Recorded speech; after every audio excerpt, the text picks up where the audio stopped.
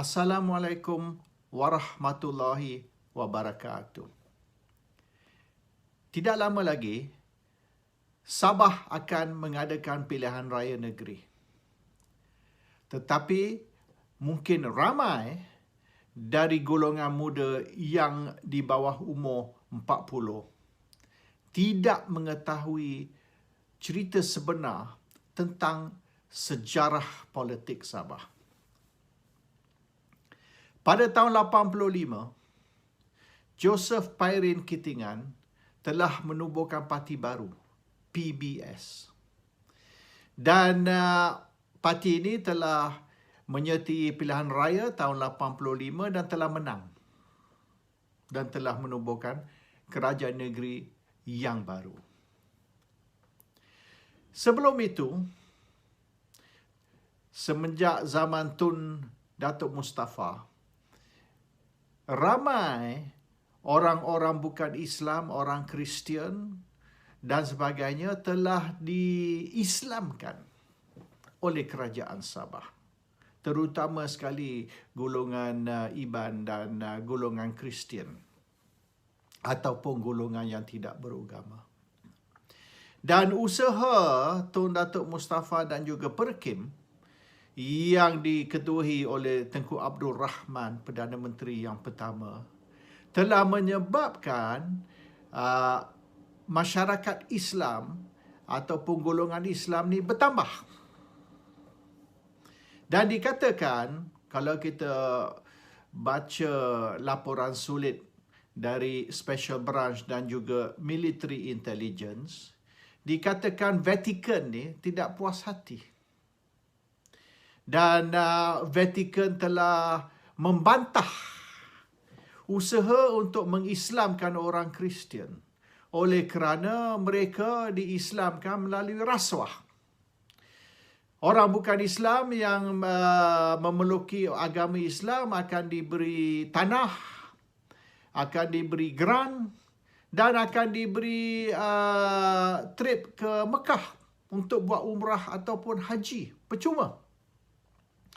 Jadi usaha untuk yang dikatakan merasuah orang bukan Islam untuk memeluki agama Islam telah membuat Vatican ni tidak puas hati. Dan mereka cuba nak tukar kerajaan Sabah kepada kerajaan Kristian oleh kerana golongan bukan Islam lebih ramai dari Islam di Sabah. Jadi apabila Pairin Kittingan menubuhkan parti baru PBS, maka Vatican telah memberi bantuan kewangan melalui Filipina. Dan Filipina telah membantu Pairin ataupun PBS dengan beberapa bilion dan oleh kerana itu PBS telah menang pilihan raya negeri Sabah tahun 85. Mahathir tidak senang. Mahathir cuba sekat Pairin dari mengambil alih sebagai Ketua Menteri ataupun Chief Minister Sabah, tapi tidak berjaya. Sebab masa itu Musa Hitam timbalan Perdana Menteri dan mengikut cerita Mahathir tidak ada di Malaysia semasa itu dan apabila perkara ni dibawa ke Musa Hitam tentang siapa sepatut jadi Ketua Menteri, sebab ada dua yang claim Ketua Menteri dan Musa Hitam telah beri okey untuk Pairin mengambil alih sebagai Ketua Menteri. Dan ramai orang puji tindakan Musa Hitam untuk mengamalkan demokrasi dengan memberi Pairin yang dikatakan menang kerusi yang terbanyak 25 kerusi untuk mengambil alih sebagai Ketua Menteri Sabah. Mahathir tidak senang dengan tindakan itu dan Mahathir cuba merancang bagaimana nak menjatuhkan Pairin dan kerajaan PBS yang dikatakan kerajaan Kristian yang dibantu oleh Vatican melalui Filipina. Dan Filipin pun bersuara yang Sabah ni ialah hak mereka. Sampai hari ni Filipin claim yang Sabah tu ialah kepunyaan Filipin, dan mereka mahu Sabah ni keluar dari Malaysia dan menjadi satu wilayah Filipin ataupun menyertai Filipin. Pada tahun 90, Mahathir melancarkan satu operasi menangkap beberapa orang di Sabah, termasuk Pairin, Jeffrey adik kepada Pairin ditangkap di bawah ISA, dan juga beberapa pegawai special branch, pegawai polis, dan juga pemimpin-pemimpin politik terutama di Sabah telah ditangkap di antara tahun 90 hingga tahun 91. Dan tuduhan ialah mereka merancang untuk membawa Sabah keluar dari Malaysia dan menyertai Filipin atau menjadi satu wilayah Filipin. Ini satu tuduhan yang dibuat, dan dikatakan sebabnya Jeffrey, adik kepada Pairin, ditangkap ialah kerana isu kewangan. Jeffrey dituduh melesapkan duit Yayasan Sabah sebanyak beberapa bilion, tapi Jeffrey menafikannya. Saya jumpa Jeffrey sendiri, dia menafikannya, dan disyaki yang duit tu yang sebenar beberapa bilion yang dikatakan Jeffrey curi atau lesap dari Yayasan Sabah, yang sebenarnya dari Filipin ataupun dari Rom melalui Filipin. Dan ini sebab sebenar. Tapi kerajaan Malaysia tidak bolehlah menuduh Vatican ataupun Filipin. Mereka terpaksa beri alasan yang Jeffrey curi duit itu dari Yayasan Sabah. Itu cerita tahun 85 hingga tahun 90. Di mana Pairin Kitingan, Jeffrey Kitingan, PBS berjaya merampas kerajaan Sabah, dan akhirnya Mahathir bertindak tahun 90 hingga 91 dengan menangkap semua perancang-perancang dan mastermind di Sabah. Termasuk juga ramai pegawai polis, special branch, pangkat tinggi juga ditangkap sebab mereka dikata bersebahat dengan PBS ataupun Pairin. Pada tahun 90, Mahathir juga lancarkan apa dipanggil Projek M ataupun Projek IC. Projek M ni Projek Mahathir ataupun Projek IC. Saya telah berjumpa 10 tahun kemudian, saya telah berjumpa dengan beberapa orang yang terlibat di dalam usaha ini, Projek M atau Projek IC, dan saya juga telah interview di Kuala Lumpur dan juga di Kota Kinabalu beberapa orang seperti Muttalib Daud.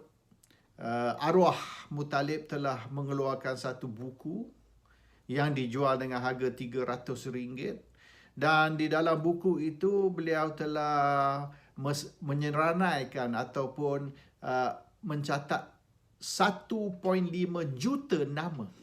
Ya, 1.5 juta nama, nombor kad pengenalan dan juga alamat rumah. 1.5 juta orang yang telah diimport ke Sabah dan diberi kad pengenalan IC. Dan ini dikatakan warga asing yang telah dibawa ke Sabah, diberi IC dan dibagi mengundi. Tujuan dia ialah untuk menumbangkan kerajaan Pairin ataupun kerajaan Kristian PBS dengan mengimport 1.5 juta pengundi Islam dan diberi kad pengenalan dan juga dibenarkan mengundi di dalam pilihan raya Sabah. Itulah cara Mahathir nak menumbangkan kerajaan Kristian atau kerajaan PBS di Sabah. Pada tahun di antara tahun 90 hingga tahun 95, 1.5 juta orang Islam dari Filipina dibawa masuk, dan usaha ataupun ejen yang diberi kontrak untuk membawa orang ini masuk ialah Abu Sayyaf. Dan dikatakan Abu Sayyaf dijanji akan dibayar beberapa ringgit atau RM100 tiap-tiap satu kepala untuk membawa masuk orang ni dan didaftar. Projek IC ni atau Projek M ni bukan di Sabah, tetapi ibu pejabatnya ialah di Kampung Pandan di Kuala Lumpur. Dan di Kampung Pandan situlah satu cawangan Jabatan Pendaftaran Negara JPN ataupun yang kita kenali sebagai Pejabat IC telah dibukakan khas untuk mengeluarkan untuk mendaftar dan mengeluarkan IC kepada pengimport-pengimport ataupun warga negara yang diimport dari Filipina ke Sabah. Selama 5 tahun perkara ini berlaku dan boleh dikatakan population Sabah ataupun rakyat Sabah melompat bertambah lagi 1 hingga 1.5 juta. 1.1 to 1.5 million. Ada yang kata hanya 700-800 ribu, ada yang kata hanya 1 juta. Tapi Muttalib telah mencatat atau senaraikan di dalam buku beliau, kalau tak salah buku tu lebih kurang 500-600 muka surat, 500-600 pages yang dijual dengan harga RM300 satu one copy, dan ada 1.5 juta nama, nombor kad pengenalan dan alamat rakyat baru Sabah, orang Islam.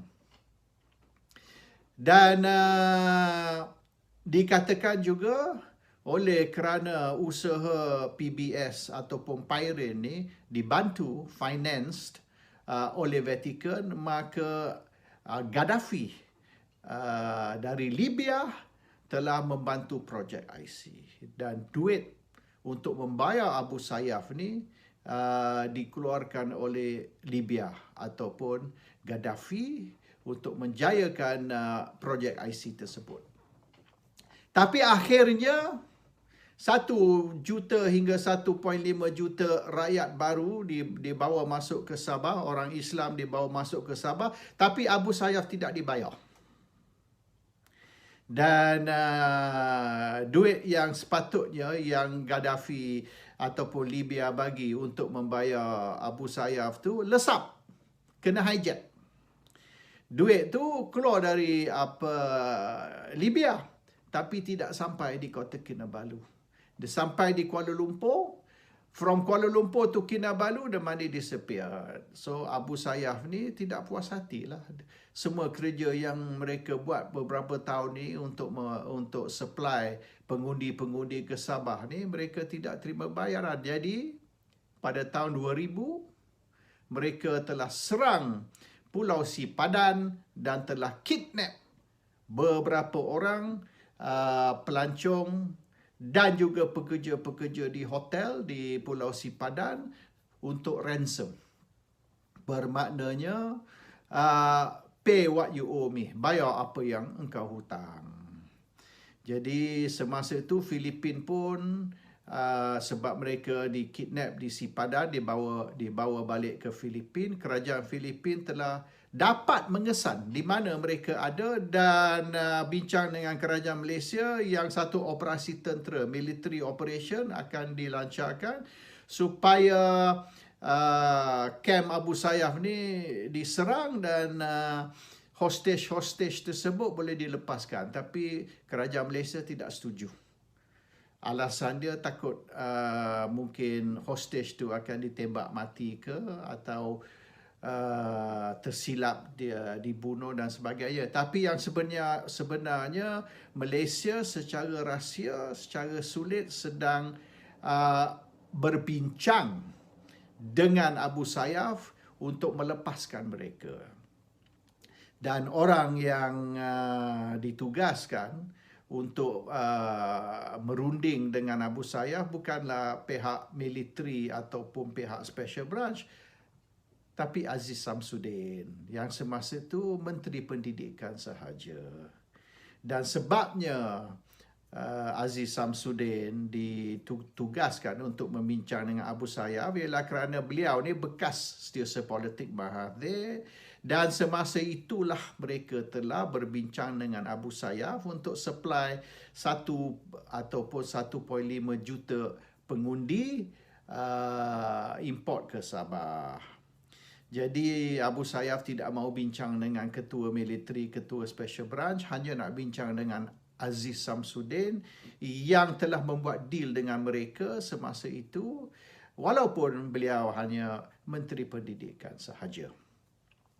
Dan duit tu telah dibayar oleh kerajaan Malaysia kepada Abu Sayyaf, dan hostage-hostage tu dilepaskan.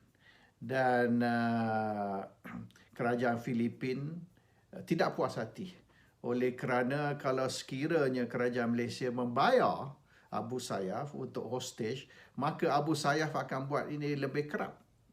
Sebab mereka tahu kalau mereka serang Malaysia ataupun Sipadan dan ambil hostage, kerajaan Malaysia akan bayar. Tapi itu kerajaan Malaysia bayar bukan kerana hostage, tapi kerana kerajaan Malaysia utang Abu Sayyaf atas usaha membawa masuk 1 juta, 1.5 juta orang Islam untuk didaftar sebagai pengundi di Sabah. Jadi it's a debt, it's not a ransom yang sebenarnya. Jadi isu ni yang sebenar diketahui oleh Special Branch, Military Intelligence dan pemimpin-pemimpin atasan Barisan Nasional. Dan ini bukan satu rahsia tertutup, tapi rahsia terbuka, an open secret. Dan beberapa akhbar antarabangsa yang sebenar telah menulis tentang perkara ini, tapi di blackout di Malaysia. Orang Malaysia tidak ramai tahu cerita tentang Abu Sayyaf, Sipadan dan Projek M atau Projek IC, dan sebab apa tahun 90-91 Jeffrey Pairin dan beberapa pemimpin politik termasuk pegawai special branch, pegawai polis ditangkap. Ini semua berkait dengan isu Projek M, Projek IC dan usaha untuk menjatuhkan kerajaan Kristian Sabah ataupun kerajaan PBS yang diketuai oleh Pairin Kitingan dan adiknya Jeffrey semasa itu. Ketua dia, mastermind dia ialah Tun Dr. Mahathir Mohamad. Tun Dr. Mahathir Mohamad telah merosakkan Sabah dengan membawa masuk begitu ramai foreigners, orang asing, dan diberi warga negara Malaysia semata-mata untuk menambah pengundi orang Islam supaya orang Kristian ni boleh dijatuhkan, kerajaan Kristian boleh dijatuhkan. Orang Sabah sampai hari ni tidak lupa, golongan yang tua lah, kalau golongan yang muda ni di bawah umur 40, di bawah umur 30, mereka tak tahu cerita ni. Mereka tidak sedar berapa banyak Mahathir telah rosakkan Sabah. Dan hari ni Sabah ada banyak masalah sosial, masalah dadah, masalah crime rate very high, the drug problem very serious. Dan ini semua oleh kerana Mahathir. Dan ramai yang 35 tahun dulu yang telah dibawa masuk ke Sabah dan diberi kerakyatan Sabah, hari ini generasi yang kedua ataupun generasi yang ketiga yang dilahir di Sabah memberi masalah besar kepada kerajaan Sabah. Kota Kinabalu itu sendiri, ketua capital of the state of Sabah, rakyat mereka bertambah 500,000, 500,000 increase. tetapi the social and economic foundation tak boleh support begitu ramai tambahan rakyat baru, sebab the population growth hanya 1%, tapi dengan tambahnya begini ramai, kerajaan tidak boleh nak selesai banyak masalah-masalah di Sabah. All this is Mahathir is doing.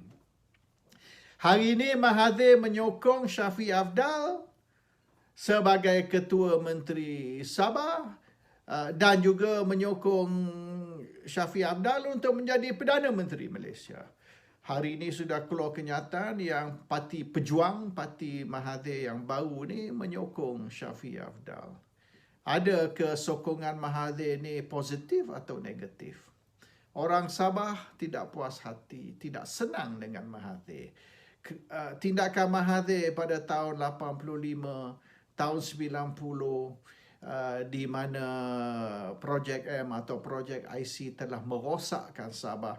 Orang Sabah yang mungkin generasi macam saya ni, umur 60-an ataupun umur 70, menyedari perkara ini. Golongan muda tidak begitu sedar tentang isu ini. Dan kalau rakyat Sabah kebanyakannya menyedari berapa banyak kerosakan Mahathir dibuat kepada Sabah, dan kerana Mahathir ni menyokong Shafie Apdal bukan saja untuk menjadi Ketua Menteri tapi juga Perdana Menteri Malaysia, mungkin ramai tidak akan sokong Shafie atau mengundi untuk Shafie, sebab Shafie ini bersebahat. Shafie ini collaborate dengan Tun Dr. Mahathir Mohamad, orang yang telah merosakkan Sabah 30 tahun dulu. Sampai ke hari ini, Sabah masih menghadapi masalah yang begitu besar. Assalamualaikum warahmatullahi wabarakatuh.